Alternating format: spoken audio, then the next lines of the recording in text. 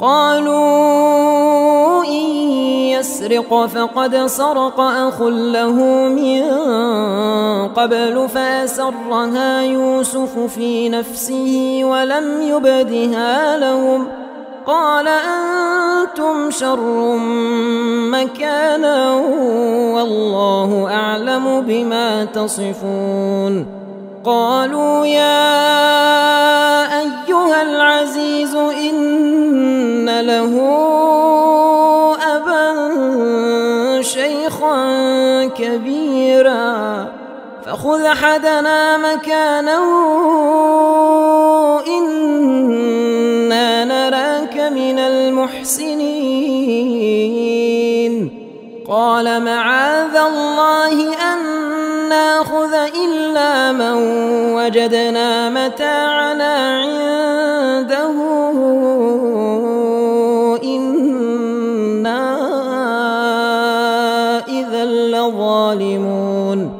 فلما استيئسوا منه خلصوا نجيا قال كبيرهم ألم تعلموا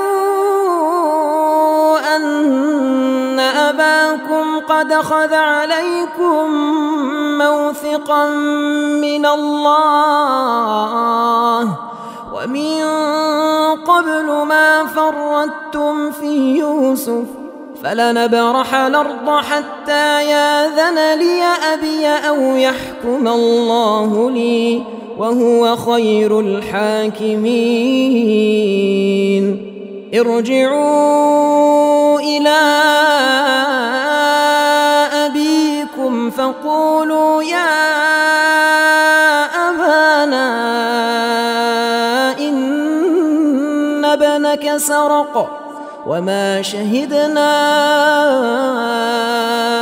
إلا بما علمنا وما كنا للغيب حافظين.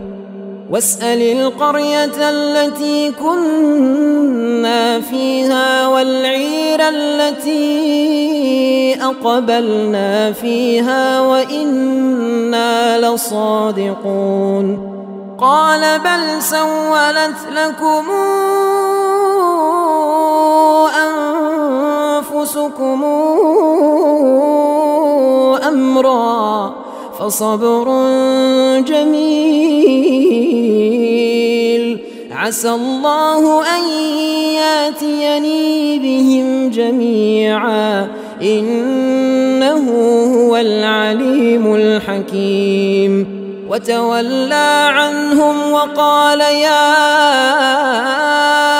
أسفا على يوسف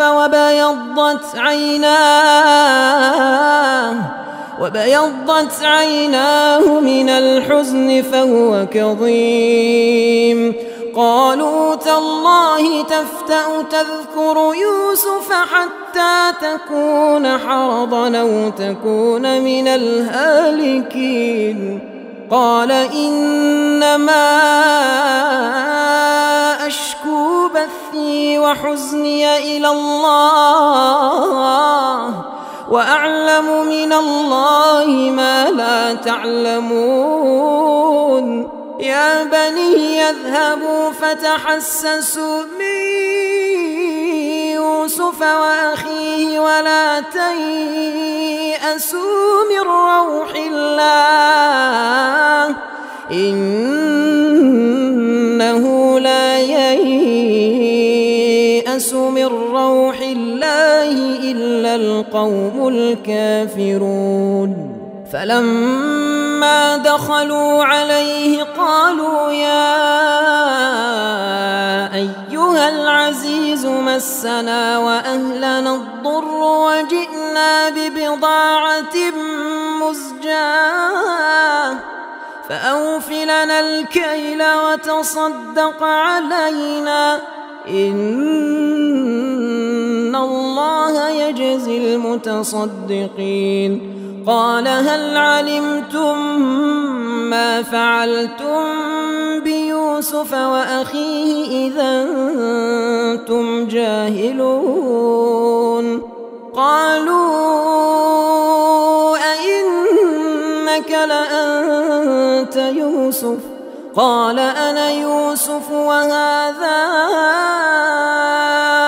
أخي قد من الله علينا إنه من يتق ويصبر فإن الله لا يضيع أجر المحسنين. قالوا تالله لقد آثرك الله علينا وإن كنا لخاطئين. قال لا تثريب عليكم اليوم يغفر الله لكم وهو أرحم الراحمين. اذهبوا بقميصي هذا فألقوه على وجه أبي يأت بصيرا واتوني بأهلكم أجمعين. ولما فصلت العير قال أبوهم إني لأجد ريح يوسف لولا أن تفندون. قالوا تالله إنك لفي ضلالك القديم. فلما أن جاء البشير ألقاه على وجهه فارتد بصيرا قال ألم قل لكم إني أعلم من الله ما لا تعلمون.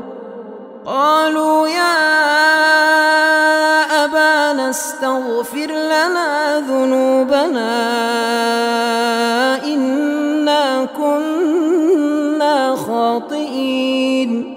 قال سوف أستغفر لكم ربي إنه هو الغفور الرحيم. فلما دخلوا على يوسف آوى إليه أبويه وقال ادخلوا مصر إن شاء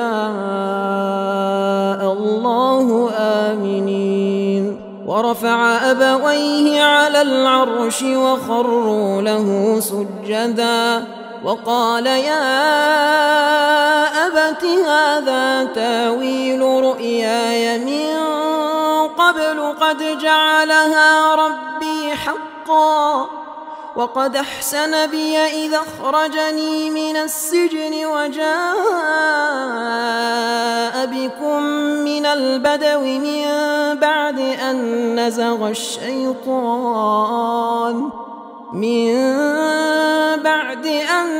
نزغ الشيطان بيني وبين إخوتي إن ربي لطيف لما يشاء